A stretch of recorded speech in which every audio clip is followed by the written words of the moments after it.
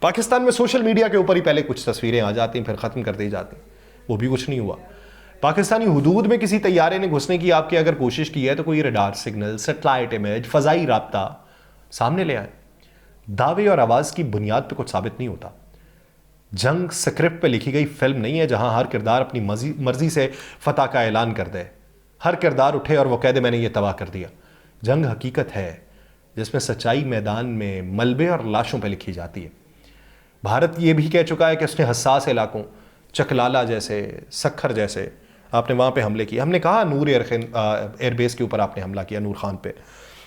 ہم نے مانا مرید بیس کے اوپر آپ نے حملہ کیا، ہم نے مانا کہ آپ نے شورکوٹ بیس کے اوپر حملہ کیا۔ ہاں، مین اسٹریم میڈیا کے اوپر نہیں چلا، رحیم یار خان میں آپ نے ایئرپورٹ کے اوپر حملہ کیا، لیکن آپ یہ بتائیے کہ ہمارے فضائی اثاثے آپ نے کتنے تباہ کیے۔ ہم نے مان لیا ہے آپ کے حملے ہوئے ہیں، ہم یہ بھی کہہ سکتے تھے نہیں ہوئے، چھپائی جا سکتی تھی خبر جیسے آپ نے چھپائی، یہ ہتھیار ادھر زیادہ آزمایا جا سکتا ہے،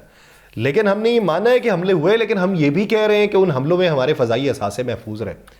اگر آپ کے دعوے سچ ہوتے، مان لیتے، تو عالمی میڈیا پاکستان کی تباہی کے مناظر دکھا رہا ہوتا، لیکن حقیقت یہی ہے کہ وہی چینلز پاکستان کی کامیابیوں پر پردہ ڈالنے کی کوشش کرتے ہیں جو ہمیشہ بھارتی دعووں کی تائید کرتے ہیں۔ اب بھارت کا کہنا ہے یہ جوابی کارروائی تھی، لیکن حقیقت یہ ہے کہ بھارت خود کشیدگی پیدا کر کے اس دہلیز تک لے کے آیا جہاں پہ اسے نقصان اٹھانا پڑا۔ بھارت کے ایئر مارشل کی زبان سے یہ اعتراف نکل کے آنا کہ نقصانات لڑائی کا حصہ ہیں، یعنی بھارت اپنے مہنگے دفاعی اثاثے گوا چکا۔ اب جب دنیا کے مختلف دفاعی تجزیہ کار رپورٹ کر رہے ہیں کہ S-400 جو ہے وہ پاکستانی حملے میں تباہ ہوا، بھارت کے اپنے دفاعی منصوبوں کا سب سے اہم ستون جو ناقابل تسخیر سمجھا جاتا تھا وہ ایک حملے میں تباہ ہوا۔ یہ بھارتی اعتماد کو چیلنج تھا، ایک علامتی پیغام کہ پاکستان بھارت کے دفاعی حدود میں گہرائی تک جا سکتا ہے۔ یہ بھارت کے لیے بڑا سبق ہے کیونکہ اس نے خود کو طاقتور ثابت کرنے کے لیے جو دعوے کیے وہ اب حقیقت کی صورت میں ایک بہت بڑی شکست میں تبدیل ہوئے، اور پاکستان نے نہ صرف اپنی فضائی برتری ثابت کی بلکہ بھارت کے مہنگے دفاعی اثاثے تباہ کر کے